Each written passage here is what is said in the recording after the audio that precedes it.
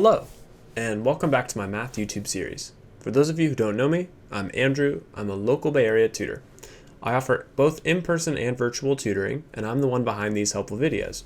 Be sure to check out my website via the link in the video description below, and please give this video a thumbs up if you find it helpful. Now, on to today's subject, standard deviation. So standard deviation is in the greater context of stats or statistics. And it's basically another way of interpreting a set of data. In this case, standard deviation is going to be a value, so like a number, that tells us about the deviance or the spread of a data set. So I'll write that right here. So really precise data is going to have a small spread, kind of like this. So it'll have a small standard deviation. And then really imprecise data is going to have a large spread, right? So it's going to have a larger standard deviation because that data is more spread out.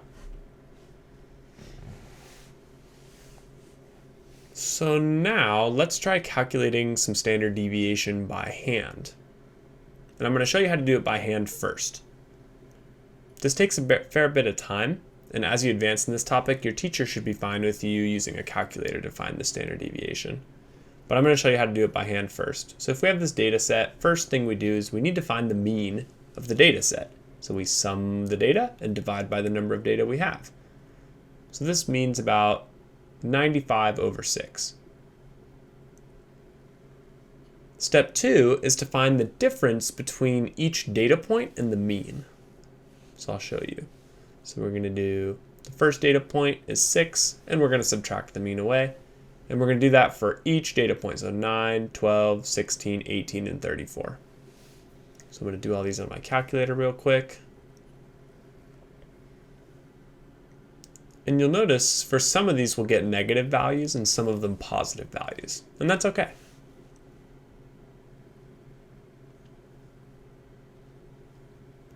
So all these values, again, they're the differences. So it's how far away each individual point is from the average.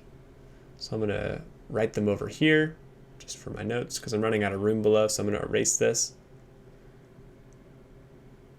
And the third step is going to be to square these values, add them together, then divide by the number of data points we have, and then finally take the square root of all that.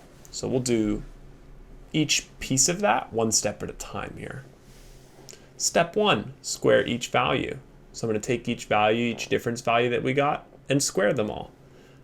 I'm also going to add them all together, divide by the number of data points we have, which is 6, and then take the square root. And this is the part where it does help to plug all this into a calculator. I'm going to use the TI-84 here, but almost any calculator will work. So I'm plugging all this in. And we get that the standard deviation is 9.063. I'm going to round it slightly. So I'll just round it to the thousandths decimal place there. So this is basically how far spread out this data is. Now I'm going to show you how to do this on a calculator too, because all that math is pretty awful to type into a calculator. And you could make a mistake typing all that in if you miss a set of parentheses or an addition sign. So it turns out on TI calculators, which is one of the ones that I use, this one here, the TI-84, there's a better way. First, we go to the Edit menu, then we go to the List menu, and we enter the values that we have for our data. Then we quit out of that list. We go scroll over to the Calc menu.